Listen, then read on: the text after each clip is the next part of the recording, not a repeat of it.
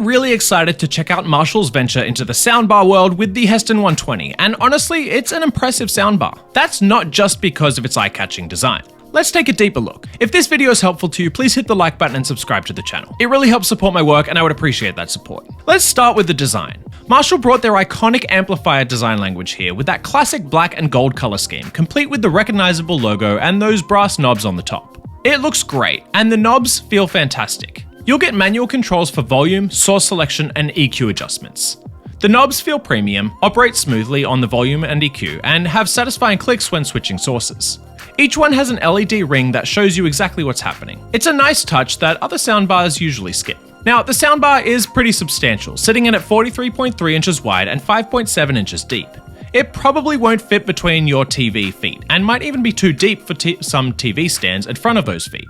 But that size does translate to some impressive sound. The soundbar has a 5.1.2 channel setup, and that includes 2 subwoofers built into it. The end result is genuinely impressive bass response, and that sound quality shines across multiple different kinds of content.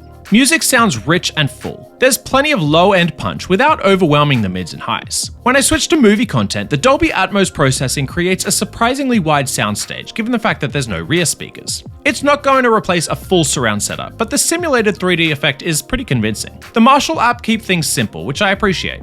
You can adjust the EQ for each sound mode, switch sources, and set up presets. It supports AirPlay 2, Google Cast, and Bluetooth, so streaming is covered from multiple angles. The build quality feels premium throughout. There's a textured material that looks and feels like leather, and the overall construction has that Marshall amp vibe without looking out of place on a TV stand. You can wall mount it too, though you'll need to buy brackets separately. Now, there are a few considerations to make. You won't get a remote in the box, though most people will just use their TV remote through HDMI CEC anyway, and you can use the app. The default tuning can sound a bit warm and occasionally muddy, but the app EQ can help you dial it in a bit. And while the bass is impressive for a standalone soundbar, something like the Sonos Arc Ultra does dig a bit deeper in the lowest frequencies. The Marshall Heston 120 sits a bit on the pricier side, competing directly with some of the best in the space. But if you're drawn to that Marshall aesthetic and want something that sounds as good as it looks, then the Heston 120 is worth considering. It's particularly appealing if you value having physical controls and want a soundbar that doubles as a conversation piece.